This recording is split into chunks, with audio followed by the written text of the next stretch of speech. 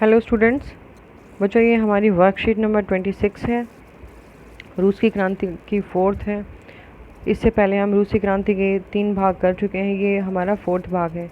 9th class के students के लिए है। सोशल साइंस की आपकी वर्कशीट है और ये हमारे हिस्ट्री की बुक से सेकंड चैप्टर हमारा कई दिनों से चल रहा है। वर्कशीट में यूरोप में समाजवाद व रूसी क्रांति वहाँ से ली गई है और जो हमारी वर्कशीट की डेट है वो 3 सितंबर और 2020 है। यहाँ आपको अपना नाम लिखना है या आपको अपने क्लास टीचर का नाम लिखना है। तो चलिए बच्चों शुरू करते हैं आज की अपनी वर्कशीट।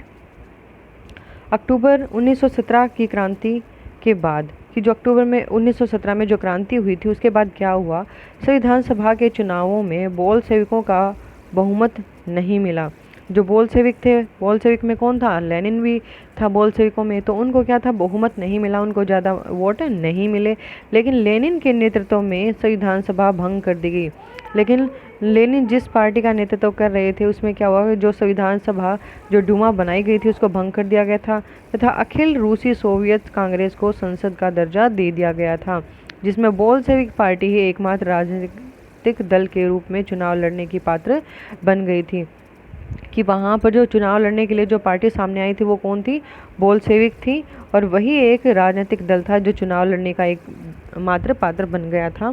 उसके बाद है रूसी गृह युद्ध। रूस में जो गृह युद्ध, अब देश के अंदर ही जो लड़ाइयाँ छिड़ गई थी, जमीनों के किसानों के बीच बंटवारे के आदेश से रूसी सेना के सिपाही जो अधिकतर किसान ही थे अपने घर लौटने लगे, जिससे सेना टूटने लगी। अब क्या हुआ यहाँ पर देखो, जो ज़मीनों के किसान थे कि जो ज़मीनें हैं उसको किसानों में बांट दिया जाएगा, ये आदेश किसने दिया था, जो रूसी सेना थी। फिर उसमें क्या हुआ, लेनिन ने ये आदेश दिए थे, ये घोषणाएं की थी कि जो ज़मीनें हैं वो किसानों में बांट दी जाएगी, ज़मींदारों के पास नहीं रहेंगी। तो सेना में जो ये सैनिक थे उन्होंने क्या किया, क्योंकि वो मैक्सिमम क्या थे, जो थे वो किसान ही थे, उन्होंने अपने घरों की तरफ लौटना शुरू कर दिया कि हमें हमारी ज़मीन मिल गई है, अब हम सिपाही की नौकरी करके क्या करेंगे। तो जिससे क्या हुआ, सेना टूटने लगी। जो सेना में सैनिक थे वो कम पड़ने लगे, तो सेना क्या होने लगी, कमज़ोर होती गई, वो टूटने लगी। गैर बोल्शेविक मतलब जो गैर बोल्शेविक का मतलब कि जो बोल्शेविक के लोग नहीं थे, समाजवादियों, उदारवादियों, राजशाही समर्थकों, जो निजी संपत्ति के समर्थक थे, ने अमेरिका, ब्रिटेन, फ्रांस के समर्थन से बोल्शेविकों के खिलाफ युद्ध छेड़ दिया। इन सभी पार्टियों ने क्या किया, जो बोल्शेविक थे इनके खिलाफ युद्ध छेड़ दिया, इनसे लड़ाई करनी शुरू कर दी। पूरे देश में मारकाट, अराजकता, लूटमार फैल गई। जो पूरा देश था उसमें क्या हुआ कि लड़ाइयाँ शुरू हो गई, अराजकता फैली हुई थी, हर जगह क्या था, लूटमार चली हुई थी। पूरे देश में सामूहिक खेती और उद्योगों का राष्ट्रीयकरण बड़े पैमाने पर किया गया। और जो पूरा देश था उसमें क्या हुआ, जो सामूहिक खेती उसकी शुरुआत की गई थी, उद्योगों का राष्ट्रीयकरण शुरू हो गया था बड़े पैमाने पर। पूरे देश में छोटे किसान और मजदूरों का समर्थन क्रांति को मिलने लगा था। और पूरे देश में क्या हुआ, जो छोटे किसान थे और मजदूरों का समर्थन किसको मिलने लगा, पार्टी के जो क्रांति थी उसको मिलने लगा। उसके बाद क्रांति के बाद बड़े कदम, गिरती अर्थव्यवस्था को संभालने और विकास सुनिश्चित करने के लिए बड़े पैमाने पर केंद्रीकृत आर्थिक नीतियां और योजनाएं बनाई गई।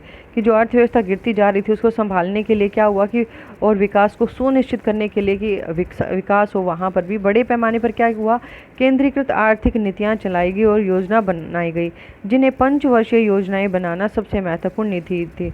और उनमें क्या हुआ, उन्होंने पंचवर्षीय योजनाएं भी बनाई थी, तो वो सबसे ज़्यादा महत्वपूर्ण साबित हुई।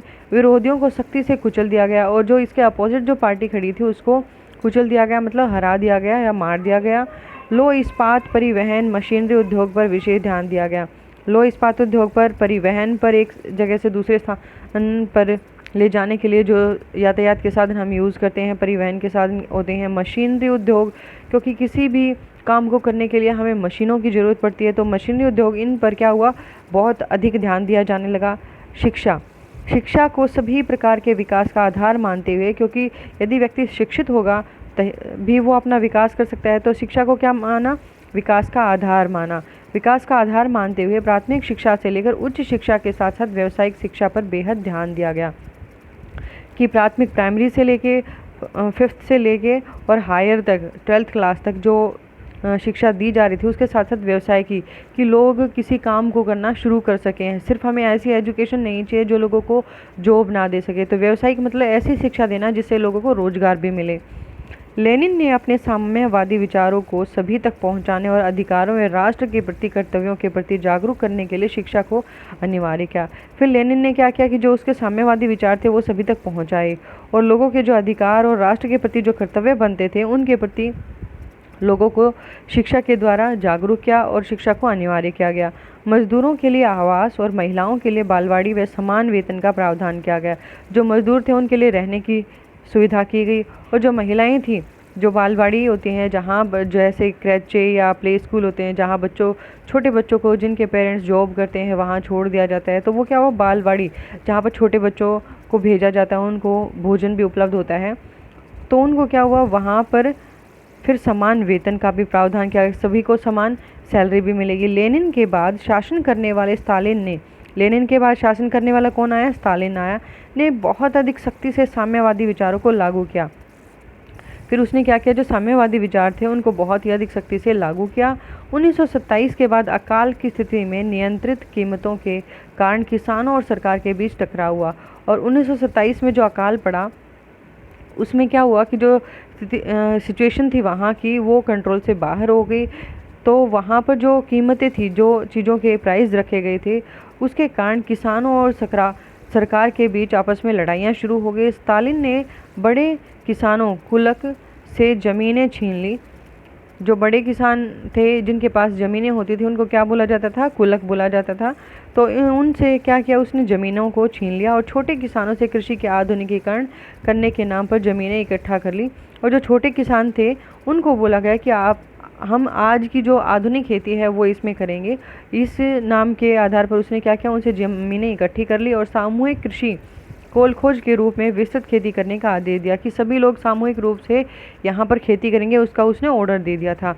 लाखों लोग अकाल में मारे गए, बहुत सारे लोग जो ये अकाल पड़ा था इसमें मारे गए। 20 लाख से अधिक लोग निर्वासन साइबेरिया में जेल में भेज दिए गए और 20 लाख से अधिक लोग क्या हुए, जो साइबेरिया की जेल थी वहाँ पर भेज दिए गए। अब है रूसी क्रांति का प्रभाव, कि जो रूस में जो क्रांति हुई उसका क्या प्रभाव पड़ा, क्या प्रभाव हमें दिखे जो सामने आए।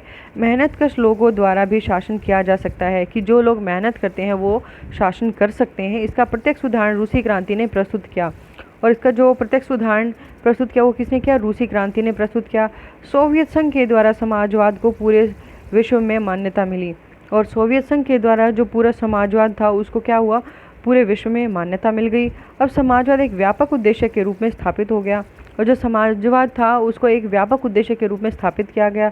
समाजवाद के लिए मार्क्सवाद, लेनिनवाद, स्टालिनवाद ने नए उपायों और तरीकों के लिए मार्ग दिखाया।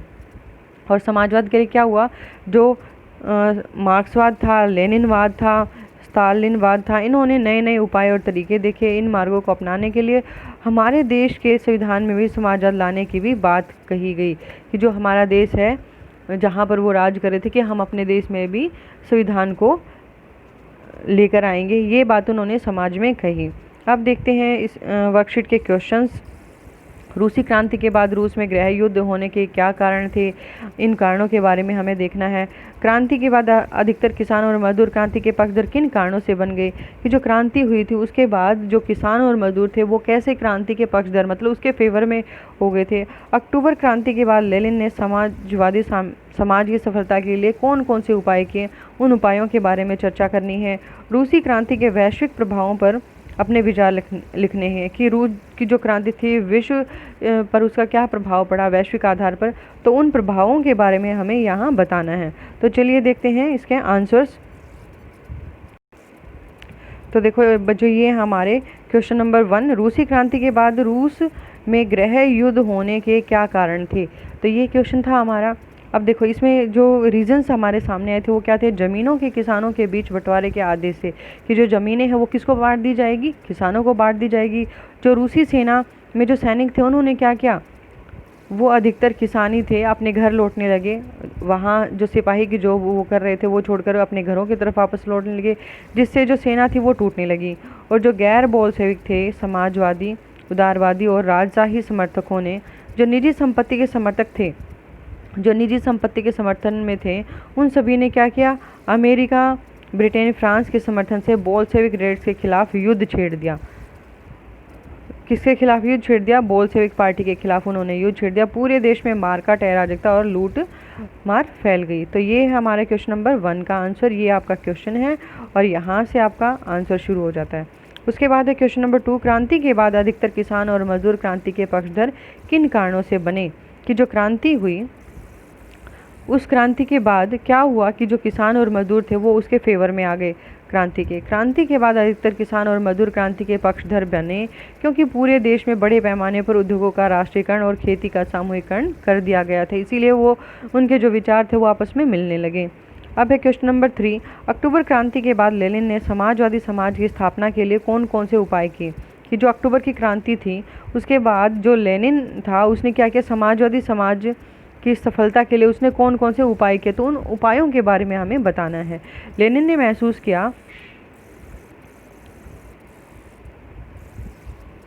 कि जिन लोगों ने उन्हें अंतिम सरकार को उखाड़ फेंकने में मदद की थी, वे ज़्यादातर लोग कौन थे? कि जो लेनिन की सरकार से पहले जार निकोलस था। जार निकोलस को उखाड़ फेंकने के लिए जिन लोगों ने उसकी हेल्प की थी लेनिन की, तो वो जो लोग थे वो कैसे थे? गरीब थे और अपनी शिक्षा का खर्च नहीं उठा सकते थे, वो पढ़ लिख नहीं सकते थे क्योंकि उनके पास इतने पैसे नहीं थे।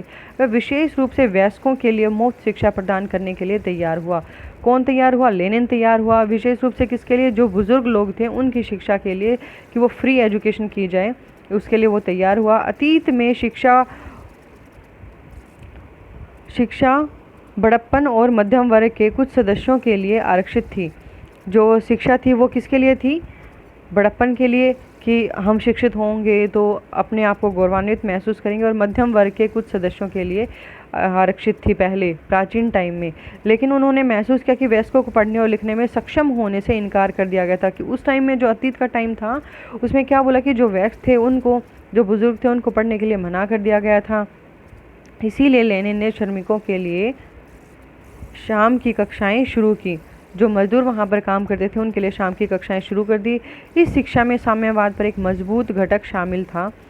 मजदूरों के लिए आवास तथा महिलाओं के लिए बालवाड़ी प्रदान की गई और समान वेतन का प्रावधान भी किया गया। तो ये उसने क्या किए थे? उपाय किए थे जो उसको मजबूत बनाते थे। उसके बाद है क्वेश्चन नंबर 4, रूसी क्रांति के वैश्विक विचारों पर प्रभावों पर अपने विचार कीजिए। तो जो वैश्विक प्रभाव थे उसके ऊपर हमें अपनी टिप्पणी देनी है।